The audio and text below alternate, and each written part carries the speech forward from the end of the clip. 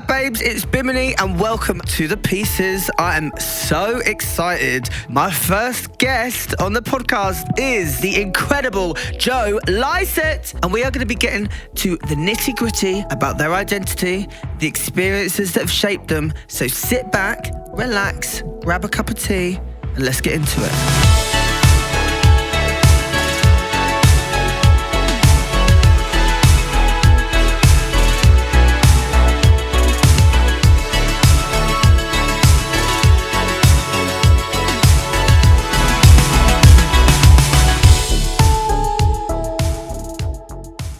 Okay. Oh, how exciting. My first guest. Number one. How do we get better than this? Well, you don't. You don't? Well, this is it. I think that you should end your podcast after this episode. Here. I want to start by a hard-hitting question. Whoa.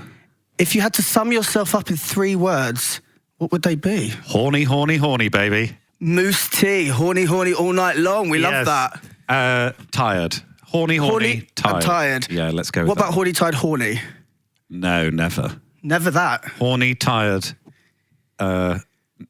We need a wee. I need a wee. That's a wee. Well, Pissy, I love that. Pissy. Okay. Horny, tired, pissy. I love that. And let's talk about your outfit today, because this is gorgeous. Yes, this is my cancelled children's TV presenter look.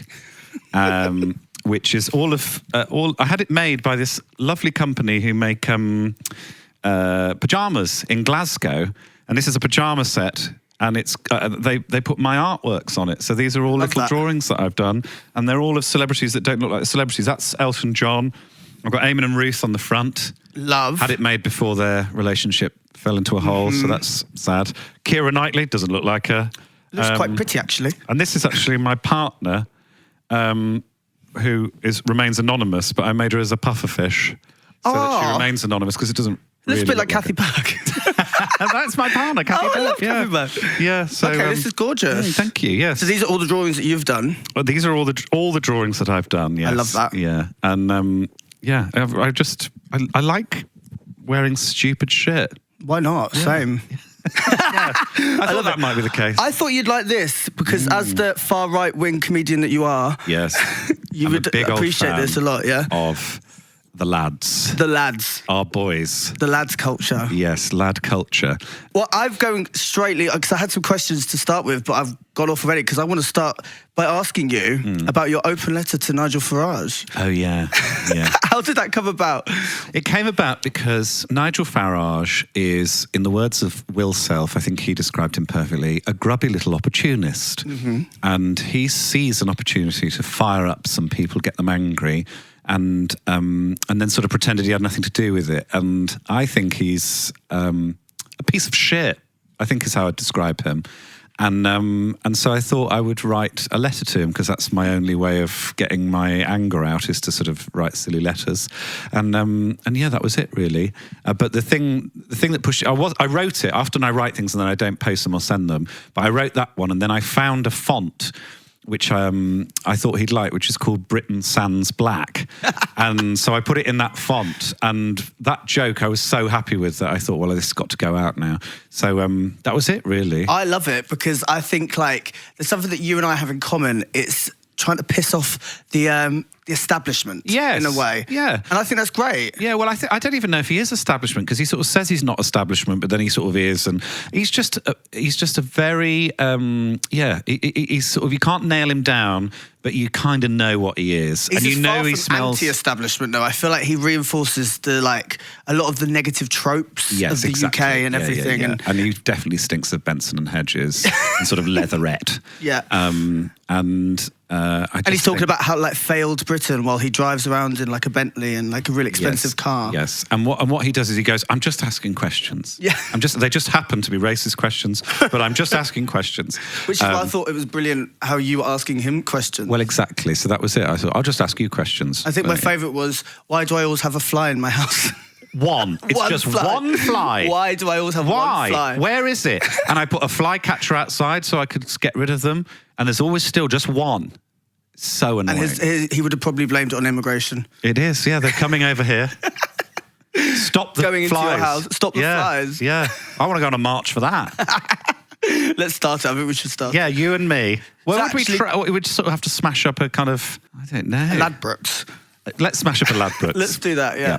After this, Yeah, let's get go. the first. That's why it'll be your last podcast, because you'll be in jail. Yeah, and I probably will I'll get away with it because I'm wearing this. Yes. Wearing my England kit.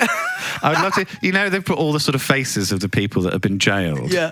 Like your face next to all of those skinheads. Yeah. Like that, giving it smiles. How do you think you get on in prison? I've thought about this a lot. Not about how you get on, how I would. I wake up in the night, I think, how would Bimini get on in a high security prison? I think a lot of people do think that. I think I would work my way up and then be like making the food. You know, like Big Red on, what was it, Orange is the New Black? Yeah, like, try and run the prison. What about you?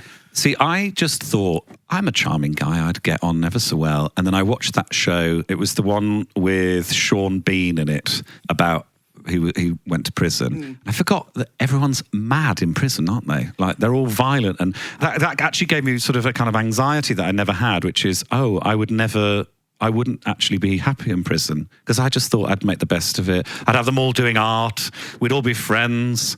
But no, they'd try and kill me. Well, when we go looting after, we'll wear a balaclava so they can't find our faces. Lovely, yeah. Yeah, And they won't spot. They won't be able to identify from these outfits. I can run quite fast in my heels, so I think I'll be okay. You're going to have to prove that. You're going to have to prove it. So we're smashing up a Ladbrokes. We are doing fine. that. So when did you, Joe Lycett, when did you realise that you were funny? Were you always funny? It's a tricky question that you've asked me there, Bimini, because I don't like to sort of presume that I am funny, because it seems arrogant. But God, I'm so funny. You are hilarious. And and you can be arrogant. yeah, I feel like this is a safe space to be arrogant. It is a safe space. I'm the best comedian that's ever lived. I think so. And I discovered that I was funny. I didn't think I was funny at school. I liked being funny and I liked comedy, but I didn't think I was funny because I didn't make straight boys laugh. And I thought, well, if straight boys aren't laughing, then you're not funny. If the girls are laughing, it sort of doesn't matter. You know, there's that sort of sense that men control everything. I definitely felt that back then. And so I realised that actually it doesn't matter if straight white men don't find you funny, because their wives will buy the tickets and they'll have to come anyway. And you've got the money then. Yeah. And so I think at school I was listed in the yearbook as the funniest male. So at that point I went, oh, people actually, you know, they voted for this. And that was my first taste of voting success. And it will end with me becoming the fascist dictator that I intend to be in the future. And I will be there as the secretary. Thank you. I'll be there. Yeah. I love that. So what were you like as a kid? Were you like, because when I was a weirdo. I used to do cartwheels in supermarkets. That's how annoying I was. Wow. Like ADHD, crazy kid. Great. What were you like? I was reminded of this recently, that I used to sing to the flowers, and I saw my old neighbours who moved out weirdly because there was this weird little lad next. And I would imagine that all the flowers in the garden were different sections of an orchestra. And so there'd be the brass over there, and that would be the lilies, and then there'd be the kind of strings over here, and that would be the petunias, whatever it was. And I'd just sing classical music to them, because I used to listen to classical music back then. And then I started singing I Just Want to Make Love to You, probably at about 8, really loudly, until one of the neighbours shouted, shut up. And then then I went into my shell for years. Oh, no. Until this very day. Until here you are. Here I am in this safe space. Reborn. The greatest comedian that's ever lived. Ever lived. I hate that, though. I hate the fact that can happen, like, when you're a kid. Because I feel like I experienced something similar in a way. Like, you are just being yourself. Yeah. And then an adult. Yes. Someone older belittles you in a way. Yeah, so and we it can't makes do you that. go inside yourself. Yeah, you it's can't say horrible. that. Yeah, people are always telling us not to do things. You know, there's teachers and parents and the Sexual Crimes Division of the West Midlands Police. They're always saying don't do things, and it's... Sometimes you follow the rules, sometimes you don't. Sometimes you don't. So what was school life like? You spoke about it briefly then. You just said about the straight white boys. Yeah. It was fine, but I didn't like... I never liked being in institutions, never liked being in education, didn't enjoy being at uni, don't even know why I went. I didn't like having this sort of institution with all of its things that you have to do, and you have to go to assembly, and you have to do all these things. I didn't get it. I was like, why are you all here? What do you all want? You know, I just thought, let me go off, because I wanted to do my own things. I wanted to go and make my own things. So, but I was fine, and I I think, used comedy as a way of sort of deflecting any kind of attacks. But I never loved it. I have no appetite to go back, and didn't feel particularly nurtured by any of these places. Some individuals in those places looked after me. I had a great teacher who got me into drama and things like that. So the teachers are great, but I feel like lots of schools are just like, these days, definitely oversubscribed and can't look after weird little kids, really. I agree with that, and I feel like a lot of the time they don't. There's always that one teacher that you remember that was like a really good one. Yes. That kind of did nurture and kind of did push you. Because I don't think school does push so much. I mean, you learn in 13 subjects and you might be good at one or two and you're not kind of nurtured at that or pushed at that. No. So I feel like school can fail in that sense. Yeah. But there's also that one teacher I think that stands out. But also back then it was Section 28, wasn't it? Yeah. So I didn't realise that until recently. I was like, oh shit, like they literally couldn't talk about any gay shit. Anything to do with LGBT. That was like completely taken out of libraries and schools, and teachers couldn't talk about it. Yeah. It's quite wild. It is wild. And so I sort of, I didn't realise the damage that I'd had until sort of much later, really. And I think that will forever be something in my life where like those sort of little reflexes where you go, oh, you sort of can't be like that and you've got to straighten up and all that will just sort of stick around forever because of Margaret Thatcher. Thank you, Margaret. Thanks, Maggie. Well, it's all learned behaviours, isn't it? And to kind of tell people that they can't teach students or talk even about it, just makes people feel wrong. Yeah, exactly. Yeah, it's a weird thing to tell teachers, don't teach, don't tell people about the world out there. And by law as well, like it was a legal... Yeah. So if you were a gay teacher, you just had to pretend that you didn't exist.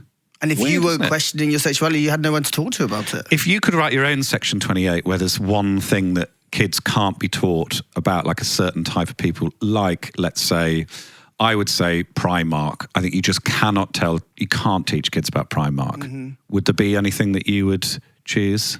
Probably only heterosexuality. Yes. There we go. Let's twist it. Let's twist it. Yes. Exactly. Yes, you can't, because kids can't know about sexual things, so... But it's crazy, because growing up, you see such... I mean, sexuality is just everywhere, but it's straight sexuality, you know? It's heterosexuality. Like, anything other than that is seen as wrong. Yeah. So then you, in turn, grow up feeling shame and feeling wrong. So I think, that's what I would do. Yes, thank you, Maggie Thatcher, for everything. So before you got into comedy, you wanted to act, but you decided that comedy gives you more creative control. How important is that to you? I mean, that's the kind of logic I've applied after the fact. I desperately wanted to act and I never got any roles. I got one role as a baker in Sunday in the Park with George, and my only line was, I made your favourite cream puffs. That was it. Well, that sounds iconic because you remember it. I remember it. I delivered it well. You did it phenomenally then. And then I didn't get any other roles. And I pictured myself very much in a sort of romantic role, heartthrob, stunning, six-pack, rippled, beautiful. And now you are that now. And now I am that now, obviously. But back then, people just didn't see me for who I was, and they put me in roles such as baker. And so I just, didn't really get what I wanted out of it. I wanted praise, essentially. I wanted people to go, oh, he's good. And I didn't get that from doing tiny bit parts in university productions. So then I saw stand-up was being offered, and I thought... there was an audition to do part of a stand-up show, and I had to go at it and really enjoyed it, and people were really nice about it and really went, oh, you're good at that. And so it was sort of, I felt the praise, I felt the love, and I just followed. Where was that, in path. Manchester? In Manchester, yeah. And so then I was there for about 4 years and did all the kind of cities around Manchester, Leeds, Liverpool, Huddersfield, all these places, doing lots of gigs in horrible pubs, and learnt my kind of trade there, and all the sort of reflexes that I have now in terms of how to play a live gig and all that was from horrible pubs in the north. And I love a horrible pub. Because they're also a harder crowd, because they can be funny and laugh, but they'll tell you. Yes. Not like down south where they'll just ignore you. Oh, down south, this is a comedy audience. Yes, that's funny. Yeah. Whereas up north, they laugh. They're ruckus. They love it. Yeah. And but they're funny. So and they're often funnier than you, and they know it. So you're on the back foot from the get-go. So you got to get them to like you, so that they don't use their powers against you. Because Liverpool particularly, people in Liverpool are so funny.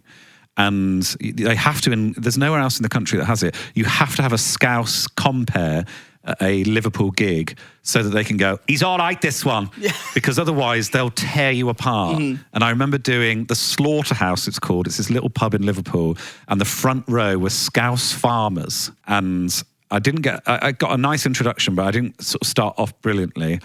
And by the end, I just realised I've just got to flirt with them. So I just really went in like overly sexual on these Scouse farmers, and they loved it. And by the end, it was great. Yeah. And I fucked all of them, and it was just a fantastic evening. But yeah, the North is scary. Yeah, scary place. God, they should burn it down. They should get rid of it. Yeah.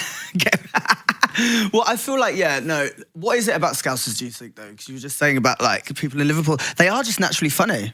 I think it must be like there's an understanding, like the Irish, like this is an understanding that comedy is a valuable thing, that it's laughing's good, and jokes and being silly and all of that are intrinsically valuable. And I think down south it's more like, coffee shops are more valuable, I think. I don't know. Falafel wraps. Yeah, falafel. Yeah, they're all obsessed with falafel wraps. That's me. So I think there's like a sense of it being like from birth, you're having a laugh and you're taking the piss and all that. So I think it's built into the system almost.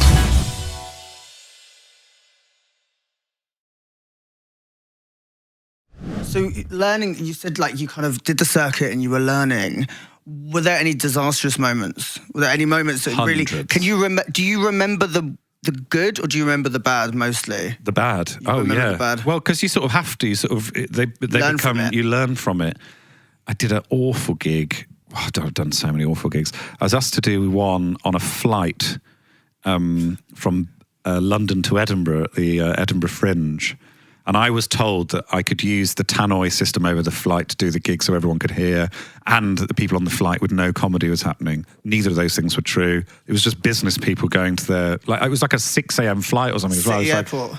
Yeah, I think so, yeah. It was hell. Oh, no. And I was meant to do 10, 15 minutes, and I did 2 minutes and 43 seconds, they told me afterwards. And then just sat back down. And then you're just on a flight for an hour, having had the worst gig of your career. Oh, no. It was awful. Oh, God, there was one, Stockton-on-Tees. I was trying to read poetry to the people of Stockton-on-Tees. What the fuck's wrong with me? And they all hated it. And then I had to wait because I was getting a car lift as opposed to a horse lift. Horse and carriage. A horse and carriage. Back with him. And he was on at the end. And so we were waiting outside, and he had a brilliant gig, so he sort of wanted to absorb it from all the audience. And then all the audience was saying to me, did you get paid for that? And I did get paid for it, about 40 quid. But I was going, no, I didn't actually know, because I refused payment because I did so badly. And then I was trying to give the money back to the promoter, and he was saying, no, like that's not how it works, whatever. It was just chaos. It was so horrible. I hate it. Like I've got a real spike of cortisol just thinking about it. Horrible. Triggered. You must have had like horrible times like this. Absolutely. It's kind of good, right? It's sort of... You learn from it. Yeah. And like in the moment, it's the worst thing ever. Yeah. But looking back, I'm very glad that I was really shit at the beginning. Yeah.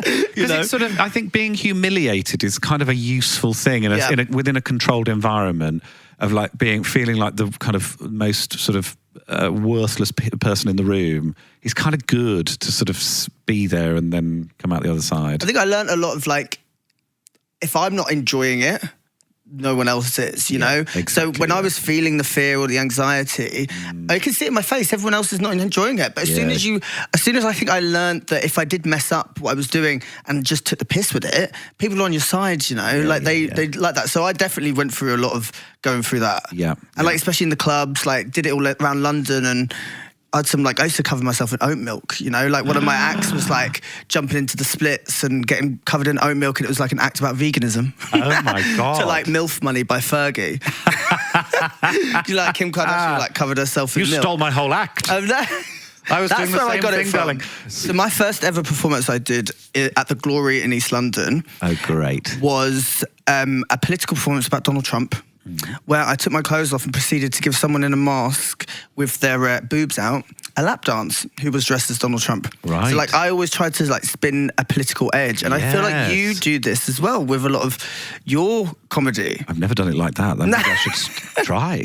Well, I don't think it would make it onto Channel 4. No, gosh, yes. But, like, what is it about that? Like, I love the fact that you will stand up against corporations. Yeah. And, like, you just put your middle finger up to it. Like, Yes. what is that about that you bring into it? Why? How come? Because it's ballsy. It takes a lot of nerve to do that, you know? I don't know. I think it does if you feel that you need to work for them. Whereas... You don't care. Yeah, I kind of... I've always sort of basically been paid by the people that come and see my shows. So I've not felt like I'm missing out on work that I would have got, I suppose. But I think if I was working for any of these places, I would probably be a bit more. But I think what it is that I saw when I was a kid that companies treated people badly. Sometimes the people that bought their products, but a lot of the time it was the people that worked for them. And companies don't exist.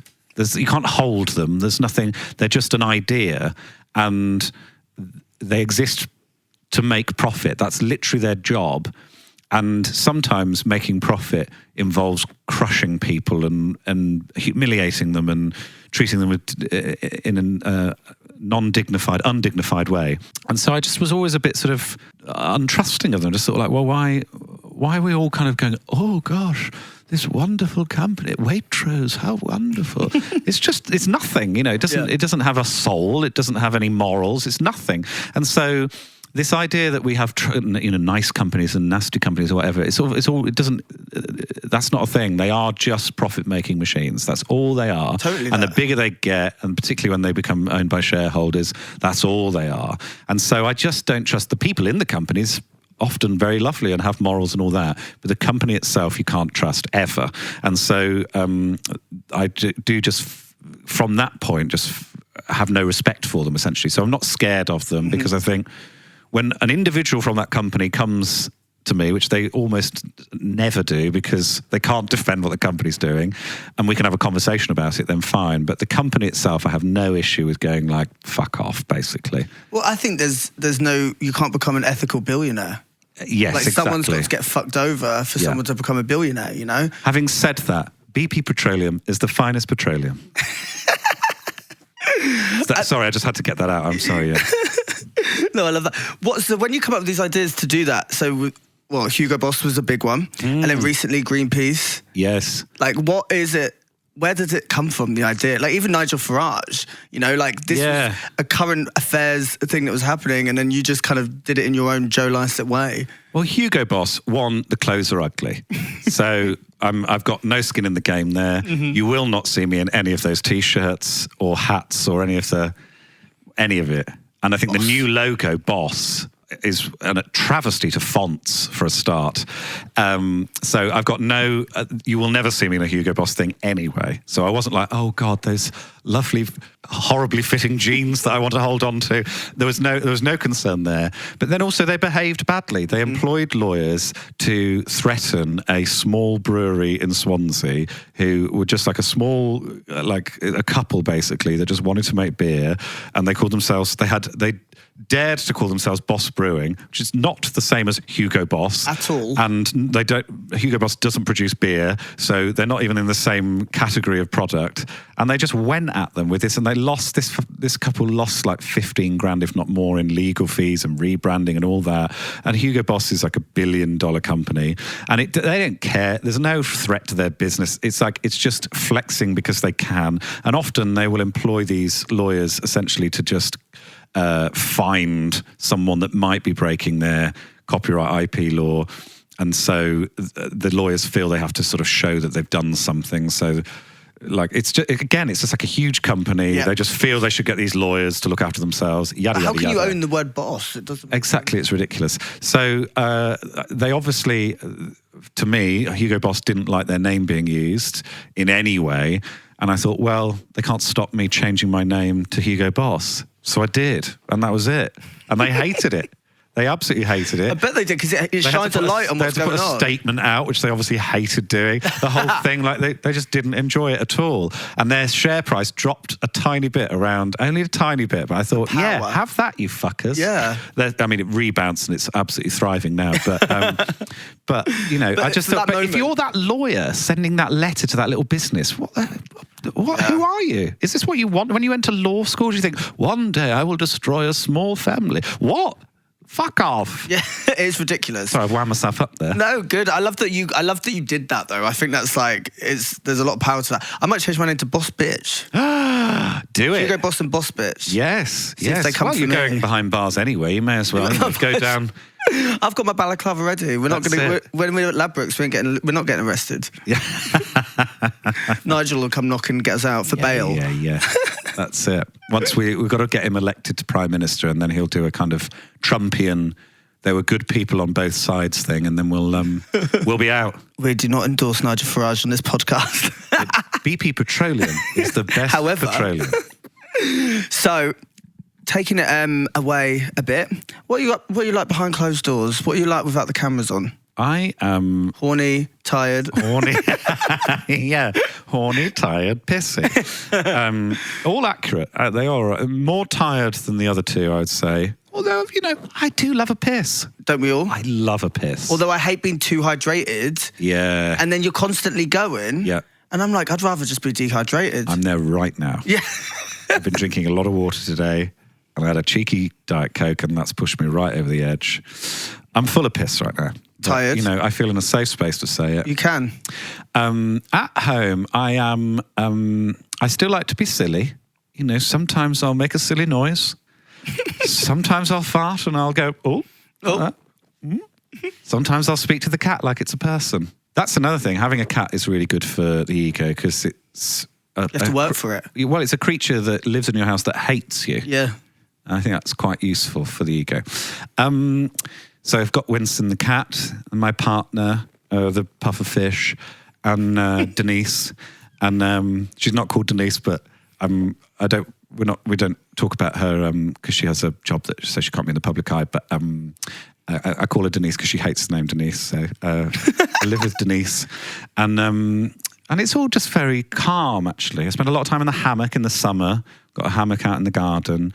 And play a little bit of a video game called Teardown, which is a destruction game where you just smash up buildings. I get that kind of rioting energy out through that. And yeah, I'm very sleepy as a person, really. What are you like behind closed doors? Closed doors? Behind closed doors. Closed doors.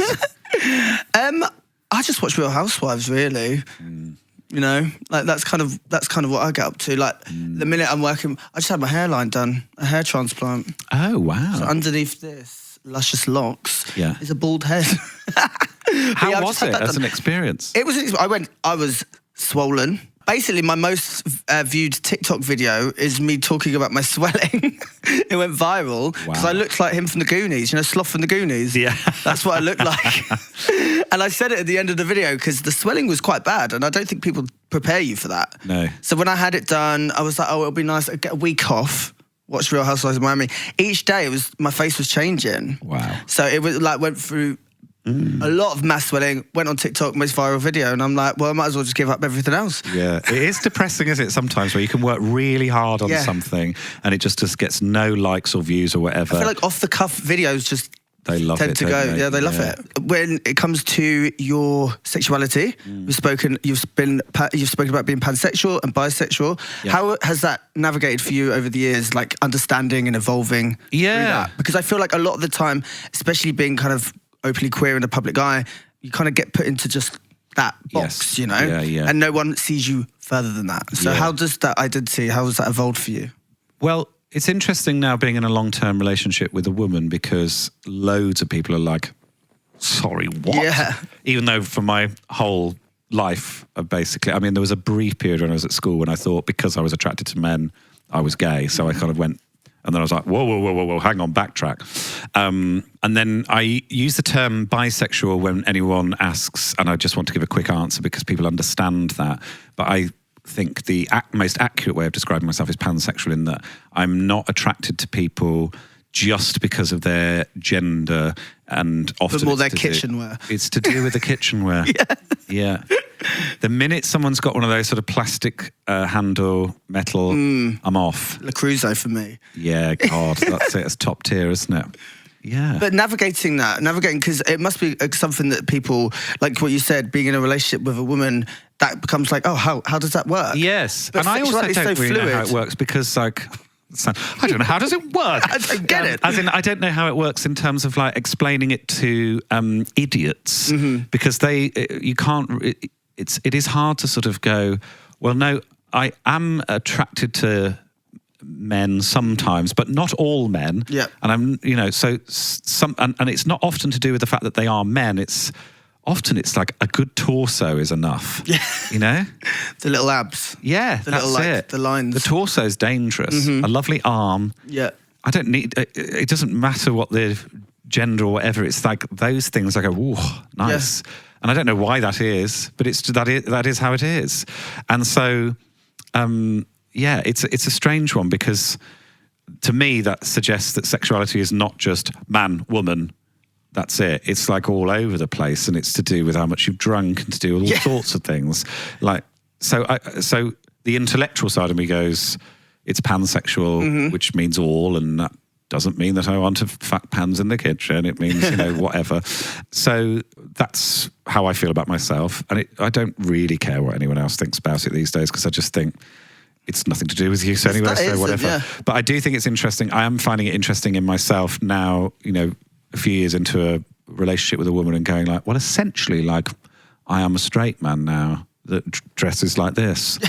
And so I sort of, I have Same. to, like, yeah. So I am still struggling with it in different ways. And, of course. And particularly because lots of people just presume I'm gay because I'm camp on telly. So people are so rigid, though. I think like a lot of people don't understand nuance or fluidity, and the fact that it can be both. Yeah. Sexuality is fluid. I feel like a lot of people can be attracted to whoever they are attracted to, and it doesn't matter. And I kind of get it, because the minute you sort of go, oh, like, if I accept that somebody else has that fluidity, then maybe it's within me as well. And that's really scary, and I do get that.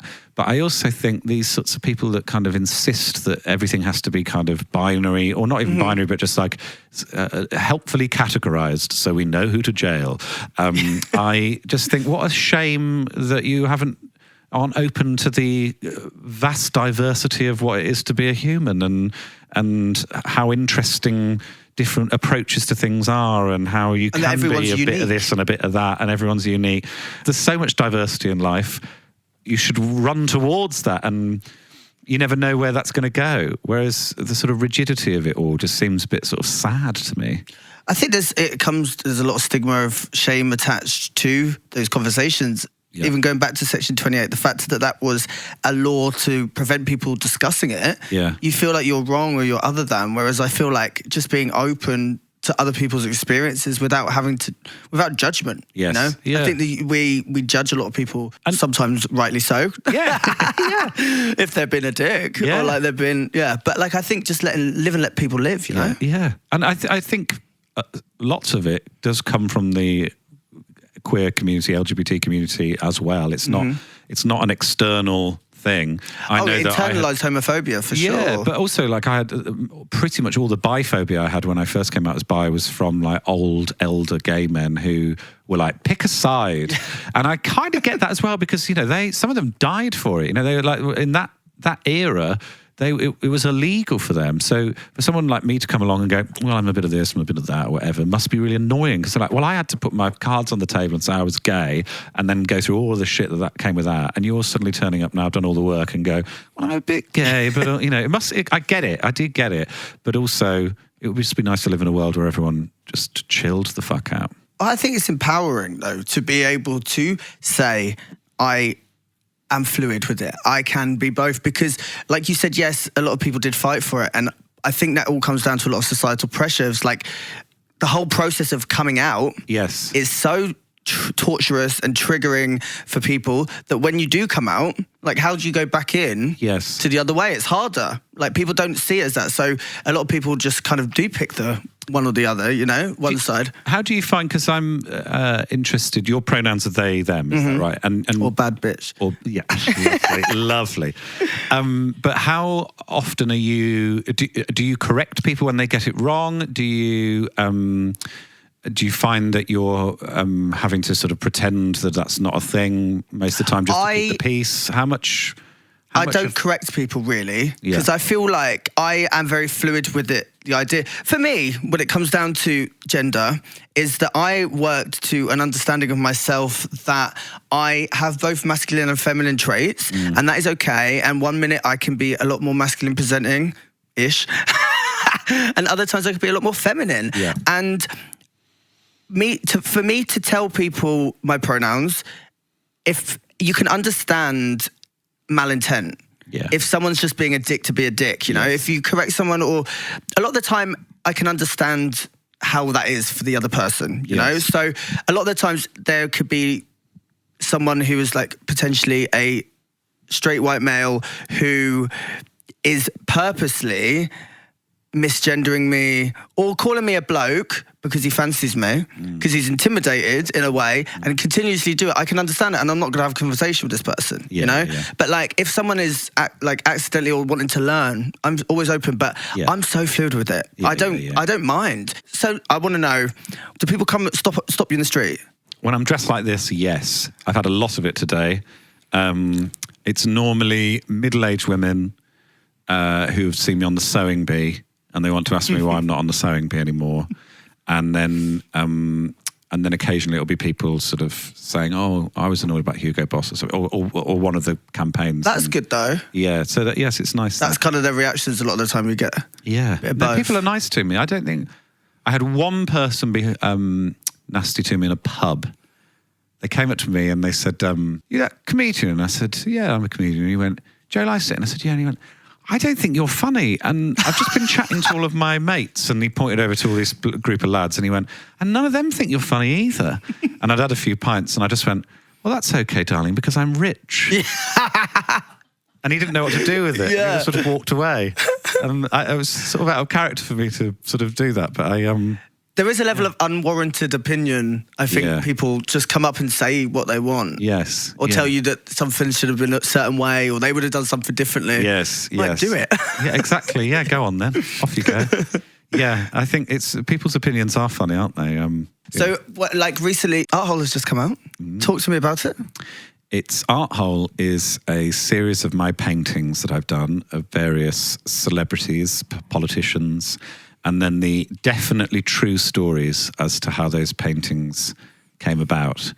I definitely met up with Liz Truss and painted her in person. I didn't do it from a photograph. It definitely happened in real life. And they're all completely real stories. And they're just, it's a silly book. I haven't done anything. A lot of the stuff I've done in the last few years has been very campaigny, political, that kind of thing. And obviously there are some little bits of politics in there because I've done some politicians, but it really is just a very silly book of my art and some stories I've written around them, essentially. It's been a delight I've really enjoyed making it. Stand-up I find really hard to write, and then I enjoy performing it. Whereas this, I just loved writing and loved doing the paintings because I love painting. So it's just been a kind of fairly frictionless process in making a stupid book. And is the artwork of Harry Styles? Harry Styles is in there. Yes, Harry Styles is in there. There's also a painting which I consider to be the greatest painting I've ever done, and maybe anyone's ever done, which is a pastiche of the Mona Lisa, which is the Mona Lisa Scott Lee. And it's Lisa Scott Lee from Steps. Yes. As the Mona Lisa. Of course. Yeah. There's a painting of Jacob Rees-Mogg as an inflamed appendix.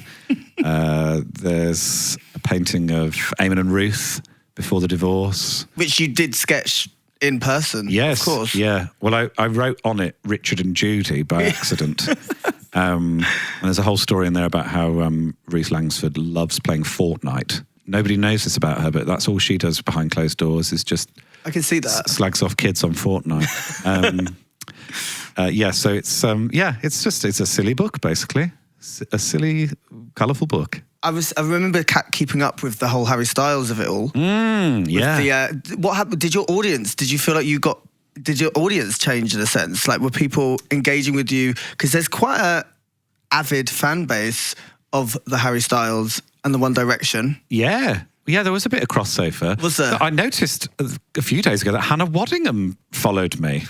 That blew my mind. I was like, wow, we're off now. Yes, it's been a weird kind of crossover, and I see in the wild my T-shirt sometimes of the Harry Styles artwork, and that is mind blowing. Seeing that out there, because it is. I mean, it's on my back here. Yeah. I mean, it's so shit as a drawing, and I love it. We sold thousands of them. It gives me like Harry Styles meets Alan Carr. Yeah. Yes, that's exactly it. Can you see it on there? Yeah, I can see it. Gorgeous. Get it in. British Petroleum is the greatest petroleum. You got it? I love it. There it is. Yeah. What was mad about that is how like into it he was, and him messaging me. Which I thought was great. Yeah, because I met him once a million years ago when he was like a kid just starting out, and now he is Harry Styles. And just getting that DM, I got very hot. I was actually on the loo when it came in. Do you know me? I love a piss. There we go. And I just suddenly got very overexcited. And then I told Denise, when she got back, she was out, I said, you'll never guess who's messaged me. And she was sort of blown away and then a bit angry about it. Because she's like, oh, I'm competing with Harry Styles now, am I? That was sort of how she felt about it. And then he offered to pay for it. Still not paid for the full price. Harry Styles, if you are listening, which I know you will be, pay Joe Lycett. It's all I want is my Kit Kat chunky peanut butter, and we'll call it quits. Well, thank you so much for coming on The Pieces as my first ever guest. Final guest. And final guest, because we just stop and end here. Which prison would you like to go to? Like, if you could choose. What's the one where the two guards just got caught? Oh, that sounds like the fun. one where you can shag the people where that you can run shag the prison officer. Yes. I'll go to that one. That is. Yeah, I'll go to that one as well. Yeah. That seems more fun than the other. I've got one final question for you. If your life, this is a complete curveball from the prison story, but if your life were a reality show, or a song, or an album, artwork, or movie, oh my God, what would it be called, and what would the theme song be? It would be called Joe Lycett, My Story, and hosted by Stacey Dooley. And the woman that was shagged in the prison as a little double act. I'm sure she has a name, but let's call her the woman who was shagged in the prison. The prison guard who had consensual sex with a prisoner, as you do. And yeah, it would be a game show where the prize is a Kit Kat chunky peanut butter. I love that. And what would the theme song be? It would be Harry Styles singing My Mind's RuPaul's Working. Peanut Butter. Peanut butter, butter, butter. That one. Let's go with that. I was trying to think of all of Harry Styles' exes, and none of them quite kind of worked. So let's go with Peanut Butter by RuPaul, featuring sung by Taylor Harry Swift. Styles and Lisa Scott-Lee.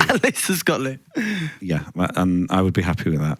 You heard it here. Art Hole is out. Go check it out. Thank you, Joe Lycett. Thank you, Bimini. What an honour to be your first and final guest before prison. Before prison. And what my advice is, if somebody threatens you within the first few days of getting into the clink, you have to fight back. You've got to establish yourself straight out the gate, then it will calm down. As long as I can keep my nails. Yeah, well, you can use them, slash them up. There we go. But thanks for the advice. Yeah, otherwise you'll be getting small portions of food. You'll have a horrible time. But then I'll work my way up and be serving the food. Exactly that. And then when I go in for smashing at the Ladbrokes, we'll make a little sort of duo. We'll run that place. Exactly, there we go. We'll fuck all the guards. Wait, we've got to go smash up the Ladbrokes now. Yeah. Let's go. Yeah. Thank you, Joe Lycett. Thank you. Woo!